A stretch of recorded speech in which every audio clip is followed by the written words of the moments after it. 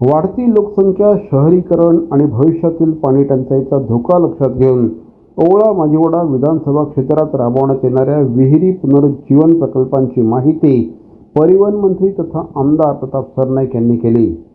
Anandnagar bus depot, Thane महानगरपालिका उद्यान, कासारवडवली आणि कृष्णा ग्रीनलँड पार्क परिसरातील प्रकल्पांना त्यांनी भेट दिली. यावेळी सुरू असलेल्या कामांचा आढावा घेत अनेक वर्षांपासून दुर्लक्षित असलेल्या विहिरी पुन्हा जलस्रोत म्हणून सक्षम करण्याचा प्रयत्न होत असल्याचं त्यांनी सांगितलं.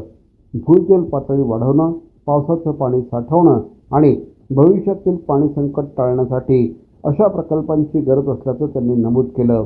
विकास कामांबरोबरच पर्यावरण संवर्धन आणि जलव्यवस्थापनाला प्राधान्य देणं आवश्यक असल्याचं मत श्री सरनाईक यांनी व्यक्त केलं.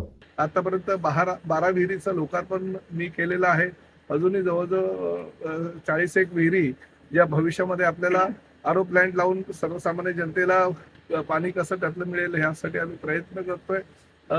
पाणी हे मिळत असताना ह्या विहिरी ज्या होत्या त्या वाळीत टाकल्यासारख्या होत्या. ह्या विहिरीमध्ये जे पाणी होतं ते अस्वच्छ झालं होतं. त्याला आम्ही स्वच्छता केलं. त्यामध्ये गटार किंवा ड्रेनेजचं जे पाणी जात होतं ते आम्ही त्याचे जे वाट होत्या त्या बंद केल्या आणि त्यामुळे एक चांगला जलस्रोत निर्माण झाला.